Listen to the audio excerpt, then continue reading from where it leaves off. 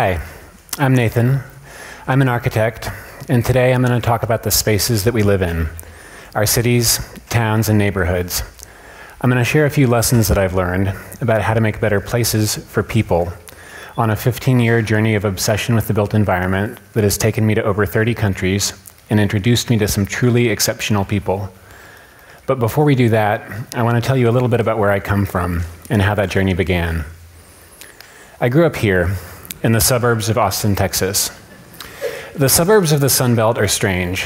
They're environments of comfort and convenience that seem to exist with only minimal reference to the past, the future, or the outside world.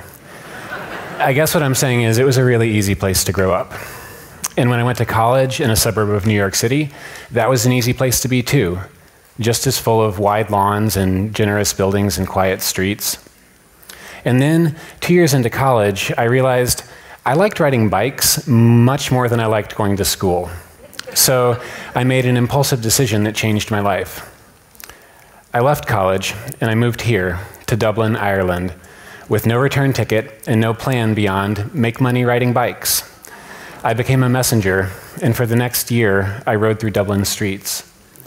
The culture shock was profound. Around one corner, two teenagers joyriding a horse-drawn cart. Around another, a glass office tower. Cobble streets everywhere, which for the record are very pretty to look at, but terrible to ride on. I was astonished that places could be so different, that people could live so differently than what I knew. And I was hungry for more. I finished college, and then I set out to see as much of the world as I could in 12 months as a Thomas Watson traveling fellow. I rode a brakeless bicycle, 5,476 miles, through 14 cities on 5 continents. I explored constantly. I found soccer fields under freeways. I found power plants in beautiful parks. I found parks that felt like forests. And as I rode through these endless streets, I began to get a sense of how the different parts of the city fit together and how they worked for the people who lived in them. I became fascinated by the relationship between where we live and how we live. I'm an odd duck in architecture, and it's because I never particularly wanted to make buildings. For me, it was always about people, watching them move through the world alone and together, wondering about their experiences, wondering how those experiences could be better. I came back from my year on fire to do good for cities. I got a job with Transportation Alternatives, an urban advocacy organization in New York. And that's where I learned the first lesson that I want to share with you today, which is learn to listen. In New York, I helped create a program called Block Party NYC. Block parties are a New York institution. In the heat of the summer, neighbors come together on the street and hang out in a shared space that isn't normally available to them. We offered small grants to communities that didn't have established block parties, and then we would help them with their permitting. This is a party I worked on Dean Street in Bedford-Stuyvesant, Brooklyn. And while we talked to neighbors about planning their party, we also talked to them about the issues on their street. Then, on the day of the event, we would bring a small team of advocates who would run activities designed to solicit feedback from neighbors. I thought that this would be really simple. I would tell residents how amazing life would be if they had more benches and trees and things, and then they would obviously ask me for more benches and trees and things, and then I would ride off to do battle with the man on behalf of the people. Thank you. The reality, of course, is that the residents of Dean Street already knew perfectly well what was and wasn't working about their block. The first part of learning to listen was simply to ask people to share their knowledge and then really hear what they had to say. The second part of learning to listen was harder, because when it was time to talk about issues, it was easy, but when it came to what the residents of Dean Street wanted to know, wanted to see about their block, the room got quiet. And this was confounding to me, because how could a group of people who could so clearly say what was wrong not have anything to say about what could be right? The answer was that no one had ever asked them before. It wasn't that they didn't know what they wanted, it was that they didn't know how to ask for what they wanted, or how to go about getting it. After decades excluded from the decision-making process, they didn't feel that they had any agency in their own environment. We had to be proactive listeners. We had to ask questions that solicited desires, and then help translate those desires into the kinds of actions that pulled the levers of power. The second part of learning to listen was to offer a voice to people who haven't always had one, and then hear what they had to say with it. I loved this work, but I couldn't shake the desire to design the things that people were asking for, so I became an architect. And I immediately discovered that for every $20 million project, there are 20 million reasons why your client is nervous to test out a bunch of amazing new ideas. But if we never try new things, we're never going to get new results. There had to be a way around this conundrum other than just sitting and waiting for inspired clients to walk through the door. I needed to know more, so I did what I apparently do when I need to learn a lot fast. I packed my bags and left the country for a year. As a Branner traveling fellow, I visited everyone I could find who seemed to be testing genuinely new ideas about the city rapidly and at a small scale. I spoke with artists, architects, activists, advocates, agitators, and even a handful of anarchists. And my takeaway from that year was, create space for failure. And I should be clear that when I say create space for failure, I don't mean set out to fail. I mean conduct an experiment. Test a new idea. Be open to the simple and inescapable fact that if what you're doing is really, truly new, you don't know how it's going to turn out. Some of the time you'll succeed, some of the time you'll fail, and only occasionally will it work out how you thought that it would. A project that exemplifies this approach is the Campo de Sabata in Madrid, Spain. This project was initiated by a loose coalition of neighbors in the midst of the 2008 financial crisis, when a new community center was canceled before construction could begin. After months of the site sitting behind plywood construction fencing, the neighbors stormed the gates, demanding access to the space for use by the neighborhood.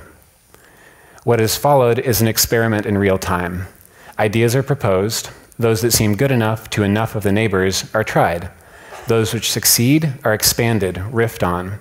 Those which don't are gradually phased out. The Campo has been open for over 7 years now and has continually grown and evolved to serve its neighborhood.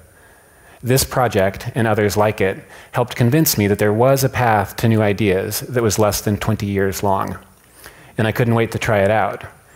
But when I got back and started working, I immediately learned another lesson, and it's one that I think that I'll be learning for the rest of my life.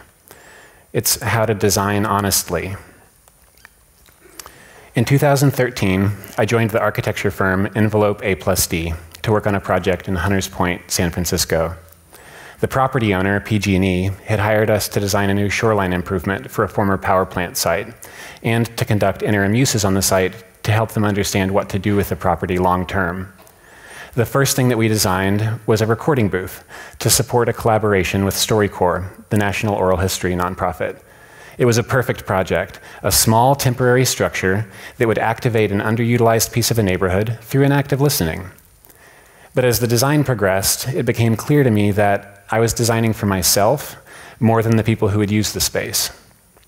The world around us is full of subtle signals that are constantly telling all of us whether or not a place is for us. I wasn't yet designing a space that would tell its intended users, come on in, stay a while. I wasn't designing honestly. So I looked at my work through the eyes of another, not an altogether comfortable experience. The reward, however, was a space that, although I might not want it for myself, did exactly what it needed to for each of its visitors. Every participant arrived to discover a tiny living room. They sat in cushy grandma chairs and they looked out a big picture window while they shared the stories of their lives. These interviews became the basis for much of the project that followed, and several people asked if they could keep the chairs. And in the end, designing honestly didn't mean that we couldn't also express ourselves. The inside was a twee Victorian living room, but the exterior is wrapped in white tint fabric, stretched over a bright blue steel frame. At night, it was lit, a faceted lantern.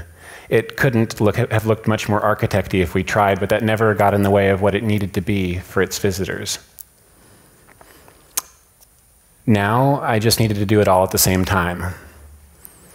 And for the last 4.5 years, that's exactly what our team has been doing in Hunters Point. We began with StoryCorps, and then we continued with targeted engagements with teens, elders, and school children. We asked people what they wanted for themselves, for their neighborhood, for their futures. We extracted design data from crayon drawings of water slides and dinosaur parks. We began hosting community benefiting programming on the site under the name Now Hunters Point. Every event was both a conversation and an experiment. The conversation was with people about what they wanted and needed this land to become, both short and long term. The experiment was us testing our interpretations of these desires, watching as neighbors voted with their feet for this instead of that, expanding this and letting that go. To date, Now Hunters Point has hosted over 50 activations. We've welcomed over 15,000 people to the site, each of whom has had the opportunity to provide input in one way or another. We've tried everything from job training to movie nights. And the success of our work can be measured both in our coalition and our constituency. We've built a range of robust partnerships with local organizations who have returned to our site again and again to provide services and amenities that the neighbors have shown that they want and need. And our constituency, our neighborhood, has made our programs part of their lives.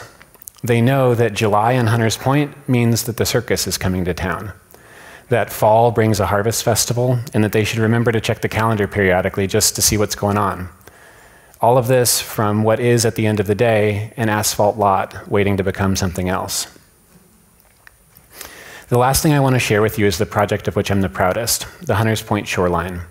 Here, we took the lessons from our listening and the outcomes of our testing, and we wove them into the design of a new place for the Hunters Point community.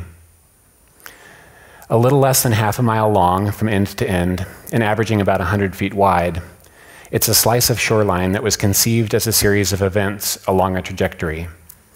Its different areas read as a checked-off wish list written by residents. An outdoor stage for informal performances, a classroom for discussions, places that you can hang out with your friends. At night, a system of lights becomes active, looking a little bit like mutant plants that have emerged from the formerly industrial earth. As a visitor walks along the path, the lights sense them and illuminate, flickering and brightening before dimming again as the visitor moves on. Other areas rely on scale and color and form to create landmarks that help draw visitors through the space. Throughout, the project functions as a history of the neighborhood. Quotes from the StoryCorps interviews are embedded in the benches, giving the site a human voice. Large perforated steel walls tell the story of the place, from the natural history of the bay to the industrial history of the Bayview to the environmental justice campaign that caused PG&E to shut down the Hunters Point power plant in the first place. But most of all, the site is open, physically and psychologically, for whatever use the neighborhood can find to put it to. Watching them do so in all of the ways that I imagined and in all of the ways that I never could have has been immensely rewarding. And so to close, these are 3 lessons, 3 strategies that I believe can help us as we work to make our environments better for the people who live in them, as we build and rebuild our cities and towns. Learn to listen, create space for failure, design honestly, make better places for people. Thank you.